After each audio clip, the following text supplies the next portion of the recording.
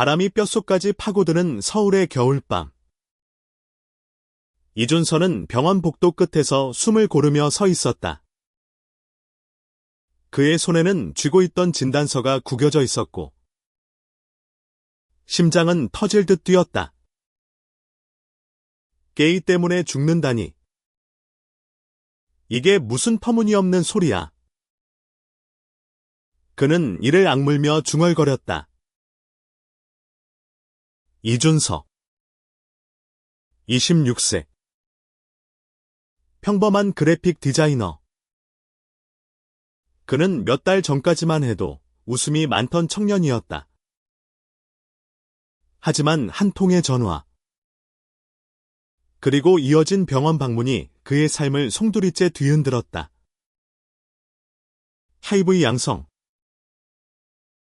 그 단어는 그의 세계를 무너뜨렸다. 의사는 차갑게 말했다. 늦게 발견돼서 치료가 어려울 수 있습니다. 그 말 뒤에 이어진 사회의 비난과 가족의 외면은 준서를 더 깊은 나락으로 밀어 넣었다. 개이니까 걸린 거야. 아버지의 그 말이 그의 가슴에 비수처럼 꽂혔다. 그런데 그날 밤, 병원에서 만난 최민혁은 달랐다.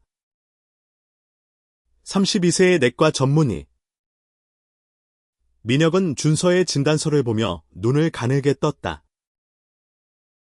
이건 오진일 가능성이 높아요. 다시 검사합시다. 그의 목소리는 단호했지만 따뜻했다. 민혁은 준서를 단순한 환자로 보지 않았다. 그는 준서의 두려움, 분노, 그리고 숨겨진 상처를 읽었다. 민혁의 손길은 차가운 병원 복도에서 유일한 온기였다. 준서는 서울의 낡은 원룸에서 혼자였다. 창문 너머로 눈이 내리고 방 안은 싸늘했다. 그는 침대에 누워 천장을 바라보며 지난 몇 달을 떠올렸다. 모든 게 빠르게 무너졌다. 직장은 그를 해고했고 친구들은 하나둘 연락을 끊었다. 너 때문에 우리도 위험해질 수 있어. 그들의 말이 준서의 가슴을 갈기갈기 찢었다. 가족은 더했다. 아버지는 그를 집에서 쫓아냈다. 너 같은 놈 때문에 집안 망신이야. 어머니는 울며 말렸지만 결국 준서의 손을 놓았다. 형. 이태호는 그저 침묵했다. 준서가 가장 믿었던 형마저 그를 외면한 순간 그는 세상에서 완전히 고립되었다고 느꼈다. 그러나 민혁은 달랐다. 그는 준서를 찾아왔다. 검사 결과 나왔어요. 오진이었어요. 준서 씨. 당신은 HIV 음성이에요. 민혁의 목소리는 떨리고 있었다. 준서는 믿을 수 없었다. 그럼 내가 죽는 게 아니에요. 그의 눈에 눈물이 고였다. 민혁은 고개를 끄덕이며 미소 지었다. 네. 당신은 살아요. 그리고 앞으로도 살아갈 거예요. 그 순간 준서는 처음으로 누군가에게 안도감을 느꼈다. 민혁은 단순한 의사가 아니었다. 그는 준서가 다시 세상과 마주할 용기를 주는 존재였다. 민혁은 자신의 이야기를 털어놓았다. 저도 게이예요. 그래서 당신이 겪는 아픔 제가 알아요. 민혁의 고백은 준서에게 새로운 문을 열어주었다. 두 사람은 서로의 상처를 공유하며 점점 가까워졌다. 민혁은 준서에게 새로운 검사를 진행하며 그의 건강을 꼼꼼히 챙겼다. 병원 밖에서도 그들은 자주 만났다. 홍대 근처의 작은 카페, 한강변의 산책로, 그리고 눈 내리는 거리에서 두 사람은 서로의 이야기를 나눴다. 민혁은 준서에게 자신의 과거를 털어놓았다.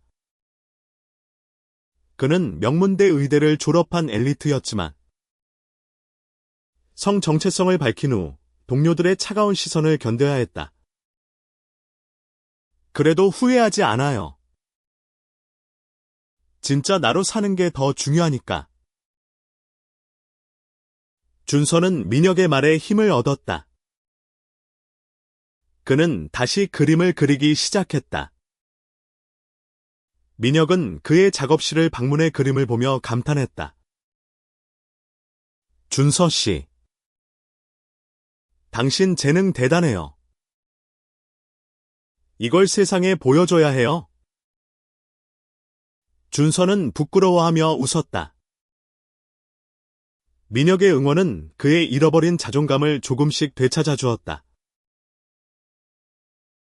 그러나 행복은 오래가지 않았다.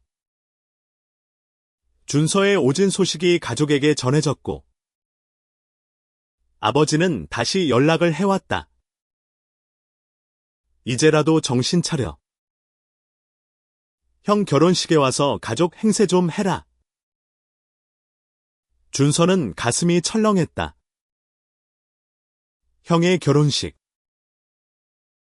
그곳에서 그는 다시 가족의 차가운 시선을 마주해야 했다. 게다가 민혁과의 관계가 알려지면 어떤 일이 벌어질지 두려웠다. 준서는 결혼식에 갈지 고민했다. 민혁은 그의 손을 잡으며 말했다. 당신이 거기 서 있는 것만으로도 충분히 용기 있는 거예요. 준서는 고개를 끄덕였지만 마음은 무거웠다. 그는 하얀 슈트를 입고 결혼식장에 들어서기로 결심했다. 내가 나로 사는 걸 보여줄게요. 그의 눈빛은 단단했다. 결혼식 전날 준서는 민혁과 한강에서 만났다. 눈이 내리는 강변에서 민혁은 준서에게 작은 목걸이를 건넸다. 이건 내가 처음으로 나를 받아들였을 때 샀던 거예요. 당신에게 주고 싶어요.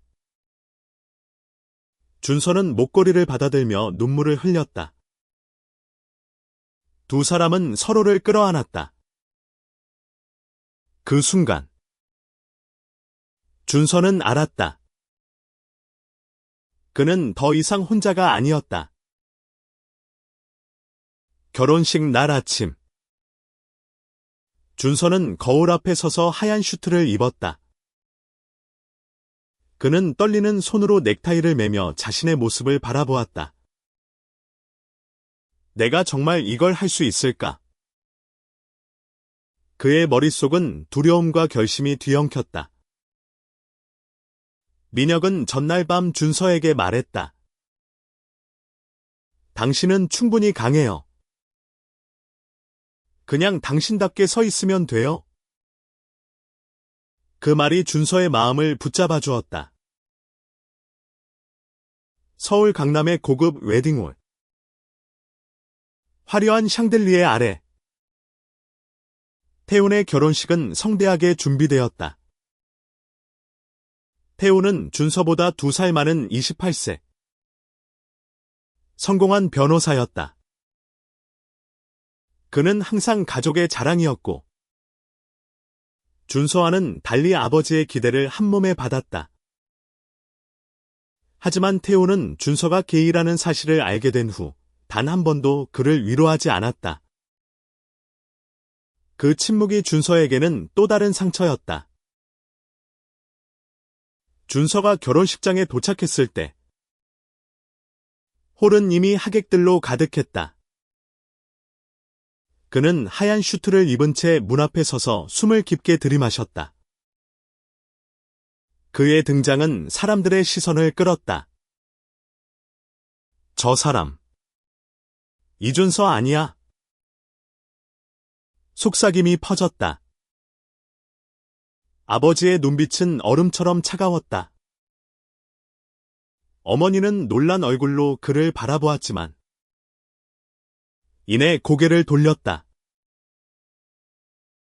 준서는 태훈을 찾아 신랑 대기실로 향했다. 태훈은 거울 앞에서 정장을 고치고 있었다. 형. 준서의 목소리에 태훈이 돌아보았다. 그의 표정은 복잡했다. 왔구나. 준서.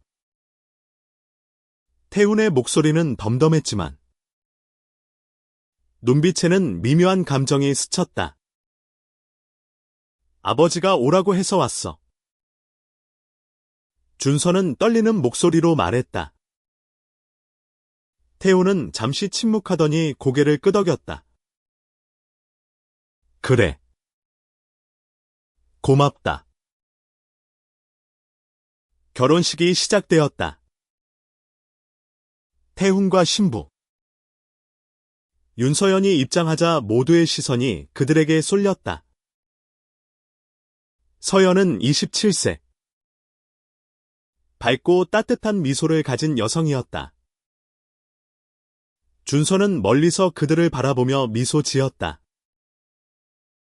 형은 행복해 보였다.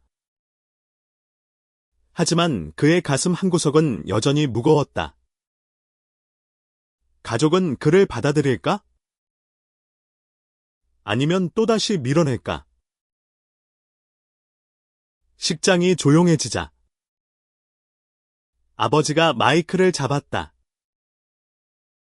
오늘은 우리 태훈이의 새로운 시작을 축하하는 자리입니다.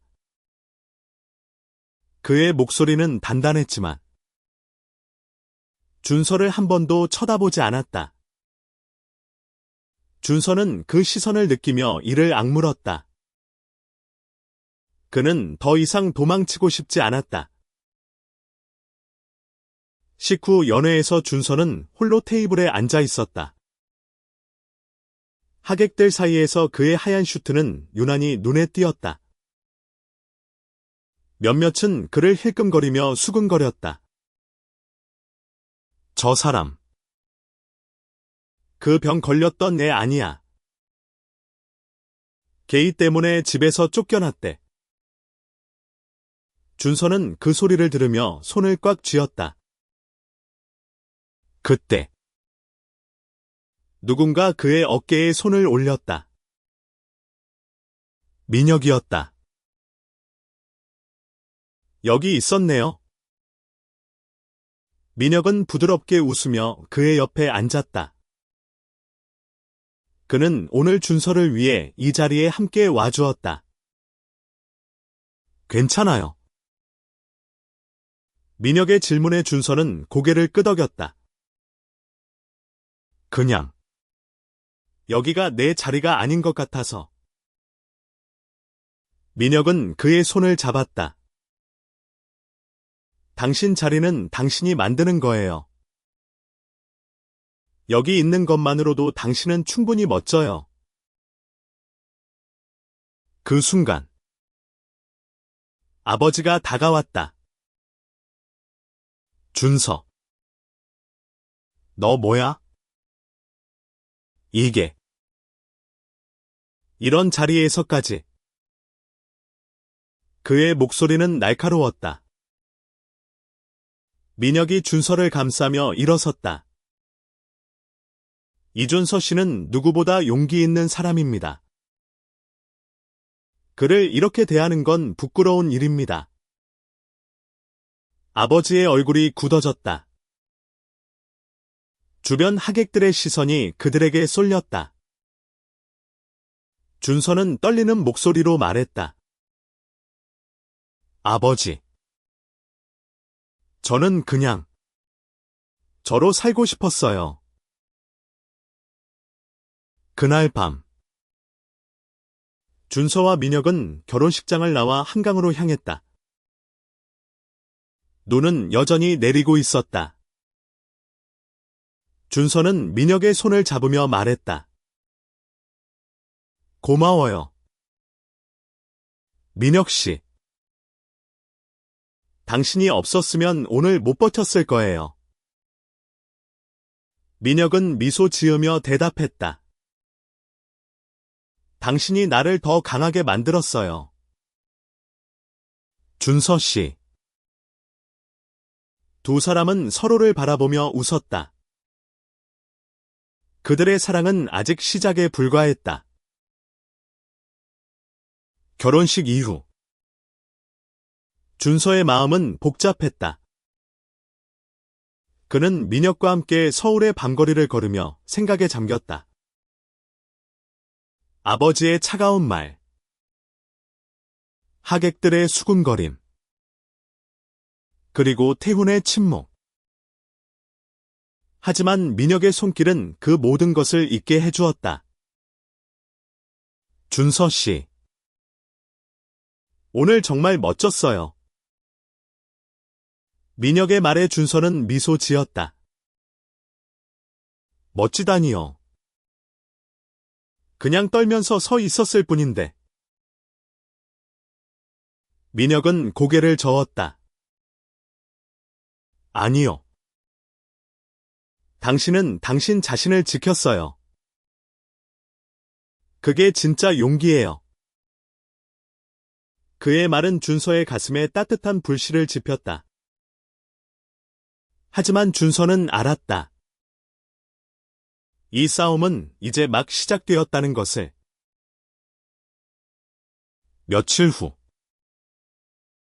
준서는 민혁의 제안으로 작은 아트 갤러리에서 자신의 작품을 전시하기로 했다. 그의 그림은 그가 겪은 아픔과 희망을 담고 있었다. 캔버스 위에는 서울의 겨울, 눈 덮인 거리, 그리고 두 사람의 그림자가 어우러져 있었다. 민혁은 전시를 준비하며 말했다. 이 그림들, 당신의 이야기예요. 세상에 보여줘야 해요. 전시회 날,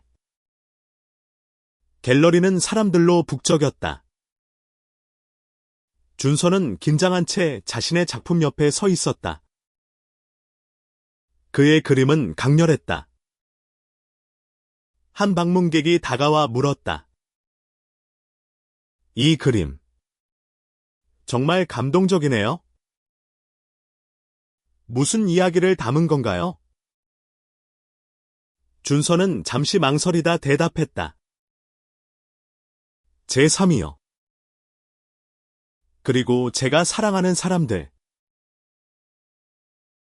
그 순간, 태훈이 갤러리에 나타났다. 그는 준서의 그림을 하나씩 바라보며 조용히 서 있었다. 준서가 다가가자 태훈이 입을 열었다. 너 이렇게 그림 잘 그렸었나? 그의 목소리에는 미묘한 떨림이 있었다. 준서는 대답 대신 미소 지었다. 형, 나 좀 봐줘. 나도 나로 살고 싶어. 태훈은 잠시 침묵하더니 말했다. 미안해. 준서.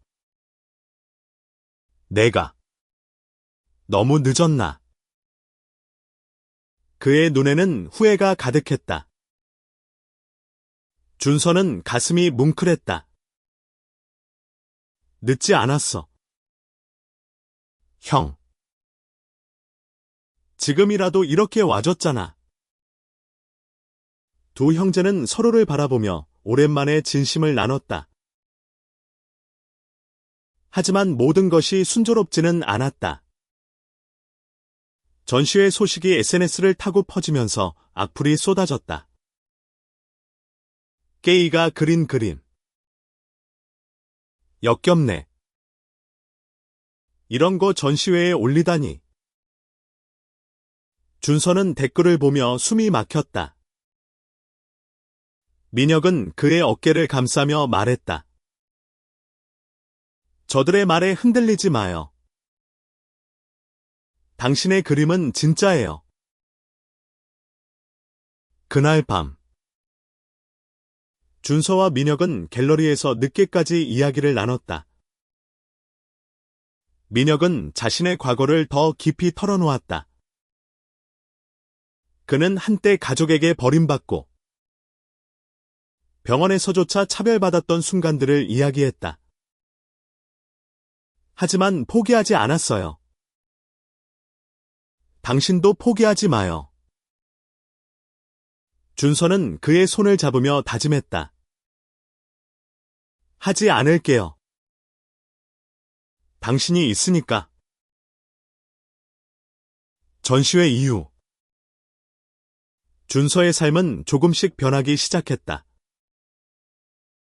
그의 그림은 일부 사람들에게 깊은 감동을 주었고 몇몇은 그에게 연락해 응원의 메시지를 보냈다. 하지만 여전히 악플과 비난은 그를 따라다녔다. 그는 민혁과 함께 이를 이겨내려 노력했다. 두 사람은 점점 더 깊은 관계로 발전했다.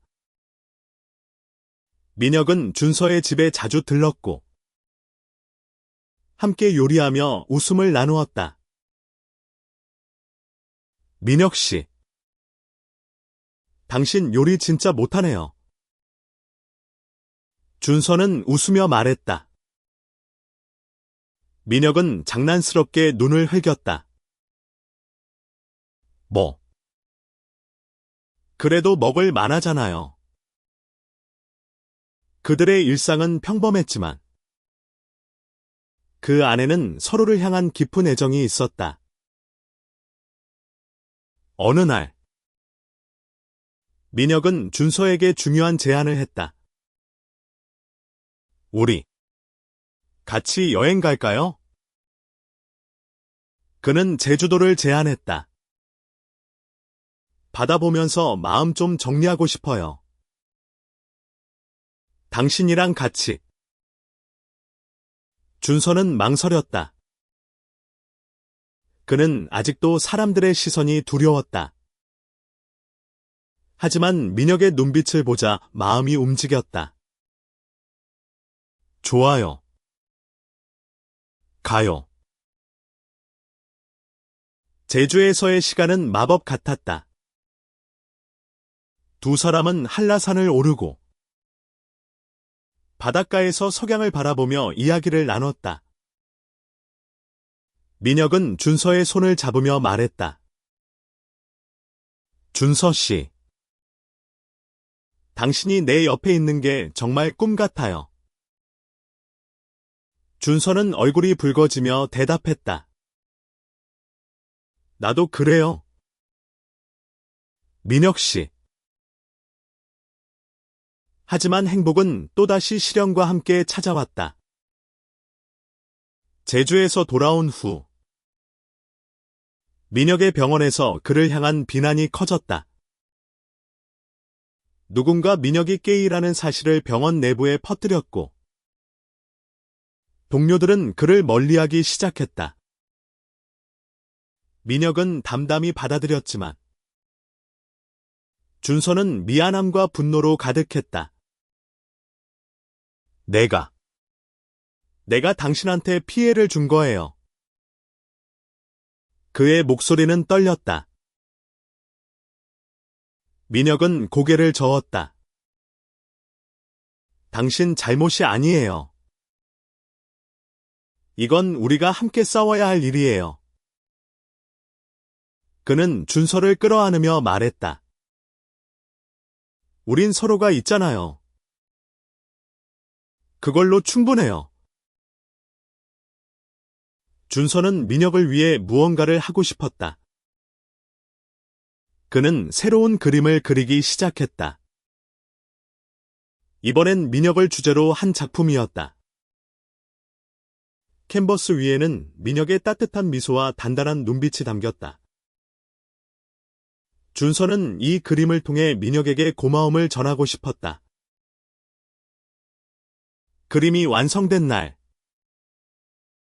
준서는 민혁을 작업실로 초대했다. 민혁은 그림을 보며 말을 잃었다. 준서 씨의 이건 그의 눈에는 눈물이 고였다. 준서는 조심스럽게 말했다. 당신이 내게 준 빛을 나도 돌려주고 싶었어요. 두 사람은 서로를 끌어안았다. 그 순간 그들의 사랑은 어떤 비난도 이길 수 있을 것 같았다. 민혁의 병원 상황은 점점 더 악화되었다. 그는 결국 병원에서 사직서를 제출했다. 이제 새로 시작해야죠. 민혁은 담담히 웃었지만 준서는 그의 눈에 스치는 슬픔을 놓치지 않았다. 그는 민혁을 위로하고 싶었다. 민혁 씨, 우리 같이 새로운 길 찾아요. 당신 혼자 아냐. 준서는 민혁과 함께 새로운 프로젝트를 시작했다. 그들은 지역 커뮤니티를 위한 예술 워크숍을 열기로 했다. 준서의 그림과 민혁의 따뜻한 마음이 결합된 이 프로젝트는 많은 사람들에게 희망을 주었다. 특히 성소수자 청년들이 이 워크숍에 모여들었다. 그들은 준서와 민혁에게 자신의 이야기를 털어놓으며 위로를 받았다.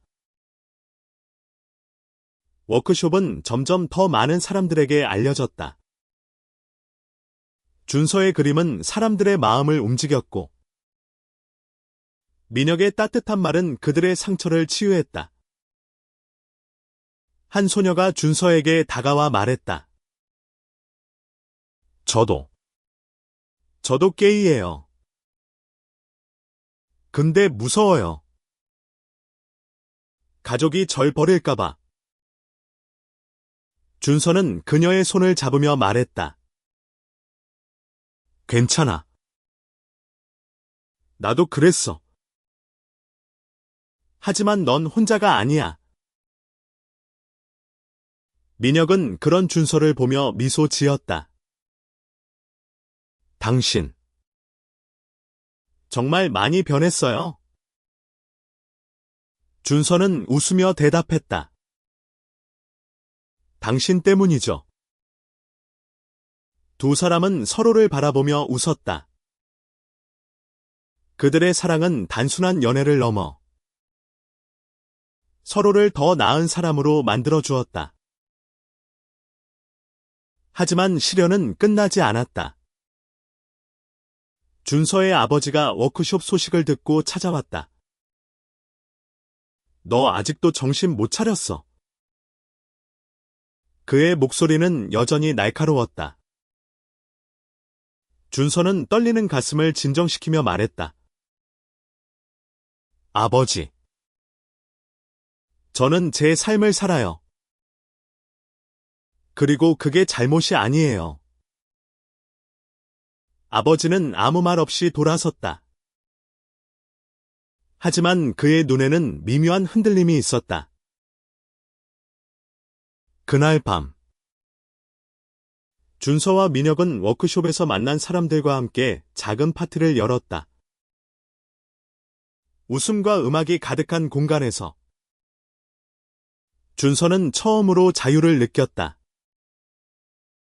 그는 민혁의 손을 잡으며 말했다. 이게 내가 꿈꿨던 삶이에요. 민혁은 그의 이마에 입을 맞추며 대답했다. 나도 그래요. 준서 씨. 워크숍은 성공적이었다. 준서와 민혁은 점점 더 많은 사람들에게 영감을 주었다. 하지만 그들의 활동은 보수적인 단체의 표적이 되었다. 어느 날, 워크숍 장소에 낙서가 발견되었다. 깨이는 지옥에나 가라. 준서는 그 글자를 보며 가슴이 무너졌다. 민혁은 그의 어깨를 감싸며 말했다. 저들의 증오는 우리를 막을 수 없어요. 우린 계속 나아갈 거예요. 준서는 민혁의 말에 힘을 얻었다. 그는 새로운 전시회를 준비했다. 이번엔 성소수자의 이야기를 주제로 한 대규모 전시였다. 그는 자신의 이야기를 포함해 워크숍에서 만난 사람들의 이야기를 그림으로 담았다. 전시회는 서울 시내의 큰 갤러리에서 열렸다. 전시회 날, 갤러리는 사람들로 가득 찼다. 준서의 그림은 강렬했고 그의 이야기는 사람들의 가슴을 울렸다. 한 기자가 다가와 물었다. 이준서 씨, 이 전시회로 무엇을 전하고 싶으신가요? 준서는 단호히 대답했다. 우린 그저 사랑하고 살아가고 싶을 뿐이에요. 그게 죄가 아니에요. 그 순간, 태훈이 다시 나타났다. 그는 준서의 그림 앞에 서서 조용히 눈물을 흘렸다. 준서, 내가 잘못했어. 너를 이해하려고 하지 않았어. 태훈은 준서의 손을 잡으며 말했다. 이제라도 너를 지지할게. 준서는 형의 손을 맞잡으며 울었다. 그들의 화해는 오랜 상처를 치유하는 첫걸음이었다. 전시회는 큰 반향을 일으켰다. 많은 사람들이 준서와 민혁의 이야기에 공감했고 그들의 용기에 박수를 보냈다. 하지만 여전히 비난의 목소리도 있었다. 준서는 그 모든 것을 받아들이기로 했다. 그는 민혁과 함께라면 어떤 시련도 이겨낼 수 있다고 믿었다. 전시회 이후 준서와 민혁은 새로운 꿈을 꾸기 시작했다. 그들은 성소수자를 위한 작은 쉼터를 만들고 싶었다. 그곳에서 상처받은 이들이 서로를 위로하고 새로운 시작을 꿈꿀 수 있기를 바랐다. 그들은 서울 외곽의 작은 공간을 마련해 쉼터를 열었다. 희망의 집이라는 이름의 그곳은 곧 많은 사람들의 안식처가 되었다. 희망의 집은 단순한 공간이 아니었다. 그곳은 준서와 민혁의 사랑, 그리고 그들이 만난 사람들의 이야기가 담긴 곳이었다. 준서는 벽에 그림을 그리며 쉼터를 꾸몄고 민혁은 상담과 의료 지원을 제공했다. 그들의 노력은 점점 더 많은 사람들에게 알려졌다. 어느 날, 아버지가 쉼터를 찾아왔다. 그는 조용히 문 앞에 서서 준서를 바라보았다. 준서, 내가 잘못했어. 그의 목소리는 떨렸다. 준서는 놀라며 아버지를 바라보았다. 아버지는 말을 이었다. 너를 이해하려고 하지 않았어. 하지만 내가 이렇게 많은 사람들에게 희망을 주고 있구나. 준서는 눈물을 흘리며 아버지를 끌어안았다. 고마워요. 아버지. 저를 봐줘서. 그들의 화해는 오랜 아픔을 치유했다. 아버지는 민혁에게도 손을 내밀었다. 고맙소. 민혁 씨. 우리 준서를 지켜줘서. 그날 밤. 준서와 민혁은 쉼터의 옥상에서 별을 바라보며 이야기를 나눴다. 민혁 씨. 우리가 여기까지 올 줄 몰랐어요. 준서의 말에 민혁은 미소 지었다. 나도 그래요. 하지만 당신이 있었기에 가능했어요. 두 사람은 서로의 손을 잡으며 미래를 꿈꿨다. 희망의 집은 점점 더 많은 사람들의 사랑을 받았다. 준서와 민혁은 그곳에서 새로운 가족을 만들었다. 그들은 서로를 의지하며 세상의 편견과 싸워나갔다. 준서의 그림은 전국적으로 알려졌고, 민혁은 새로운 병원에서 다시 의사로서의 삶을 시작했다. 어느 겨울날, 준서와 민혁은 희망의 집에서 작은 파티를 열었다.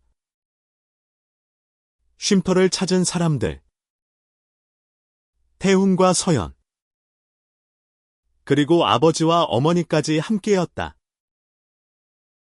모두가 웃으며 이야기를 나누었다. 준서는 하얀 슈트를 입고 민혁의 옆에 서 있었다. 그의 손에는 민혁이 준 목걸이가 쥐어져 있었다. 민혁 씨. 당신이 내 인생을 바꿨어요.